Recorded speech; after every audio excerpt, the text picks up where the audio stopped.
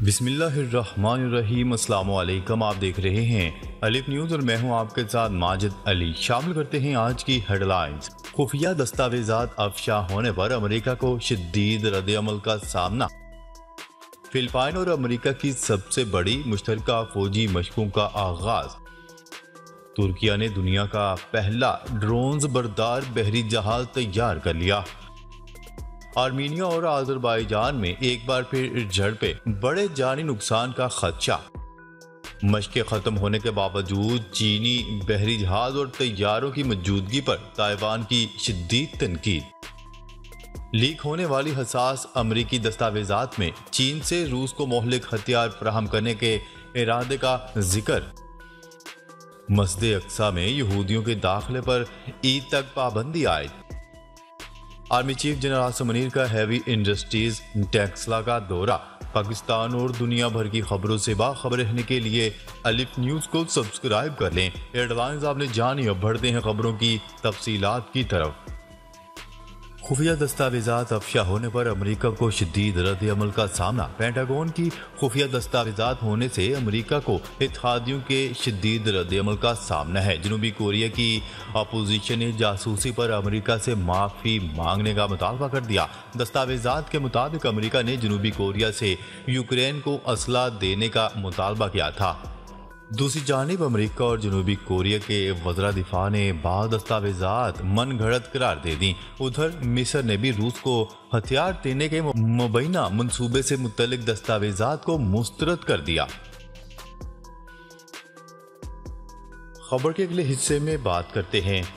Philippine और America की सबसे बड़ी मुश्तरका फौजी जंगी मशकों का आगाज। फिलिपाइन और अमेरिका की सबसे बड़ी मुश्तरका फौजी मशकों का आगाज हो गया है। फिलिपाइन में होने वाली बालिकतान नामी मशकों में तकरीबन 18,000 फौजी अहलकार हिस्सा ले रहे हैं। मशकों में पहली मरतबा बहरा जनूबी चीन में लाइव फायर ड्रिल भी शामिल होगी।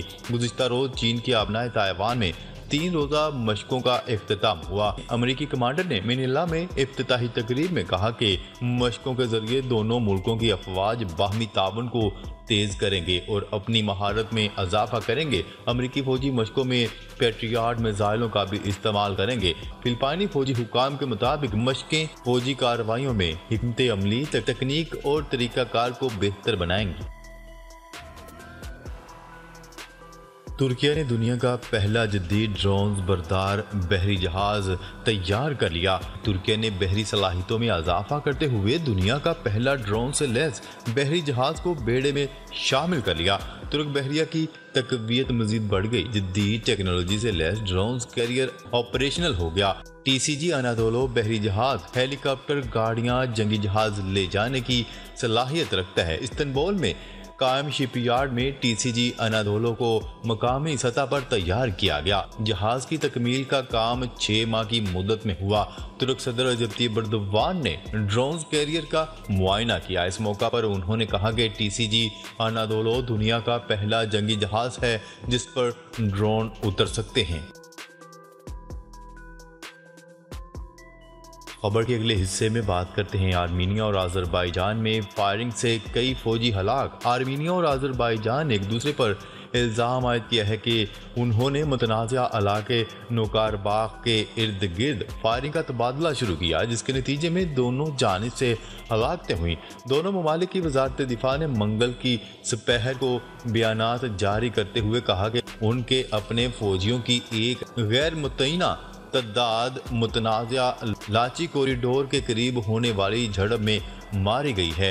बाकू में वजारत दिफा ने अपने एक बयान में कहा है कि ड्रैग की बस्ती के करीब तैनात आर्मीनियाई फौज की पोजीशन ने अजरबैजानी फौज के ठिकानों पर शदीद गोलाबारी की है। जबकि बयान में हलाकतों की तादाद बताए बगैर कहा गया है कि अजरबैजान के फौजी हलाक और जख्मी हुए हैं। आर्मीनियाई वजारत दिफा ने भी हलाकतों की गैर मुतय्यना तादाद की इतला देते हुए फायरिंग के तबादले के लिए बाकू को जिम्मेदार ठहराया है। खबर के अगले हिस्से में बात करते हैं। ताइवान ने आबनाए ताइवान में चीनी फौजी मशकें ख़त्म होने के बावजूद जंगी बहरी बेड़ों और तैयारों की मौजूदगी पर शदीद तनकीद करते हुए इसे गैर जिम्मेदाराना इकदाम करार दे दिया।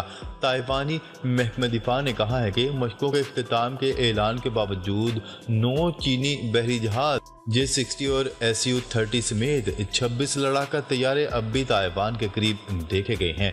ताइवानी महकमा दिफा का कहना है कि हमारी अफवाज हालात पर नजर रखने के साथ साथ किसी भी जारहियत का भरपूर जवाब देने के लिए भी तैयार है। चीन ने गुज़िश्ता रोज आबनाए ताइवान में जारी जंगी फौजी मशकों के अख्तिताम का ऐलान कर दिया था। दूसरी जानिब ताइवान की जानिब से चीनी जंगी मशकों के भरपूर मजम्मत की गई थी। ताहम ताइवान ने किसी भी किस्म की इश्तिहार अंगेजी से गुरेज करने का ऐलान किया था।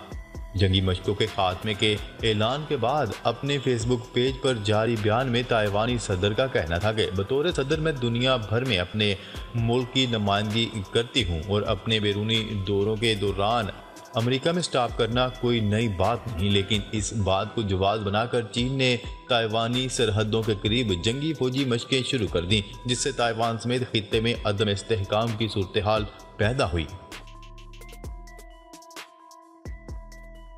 खबर के अगले हिस्से में बात करते हैं। लीक होने वाली हसास अमेरिकी दस्तावेजात में चीन से रूस को मोहलिक हथियार फराहम करने के इरादे का भी जिक्र किया गया। गैर मुल्की खबरसा इदारे की रिपोर्ट के मुताबिक दस्तावेजात में चीन की हाइपरसोनिक हथियारों, जंगी जहाज और रॉकेट लॉन्चर तजर्बात की तफसीलात हैं।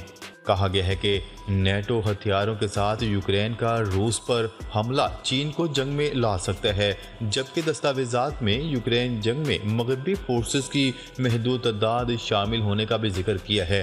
दस्तावेजात में रूसी हमायत याफ्ता हैकरों का कैनेडियन एनर्जी इंफ्रास्ट्रक्चर को निशाना बनाने का इंकशाफ किया गया। कैनेडियन वज़ीर आज़म जस्टिन ट्रूडो ने वाज़ेह किया कि कैनेडियन एनर्जी इंफ्रास्ट्रक्चर को साइबर हमलों में कोई नुकसान नहीं पहुंचा। उधर बरतानवी वज़ारत दिफा ने कहा कि अमेरिकी इंटेलिजेंस लीक में संगीन सतह की गलती है।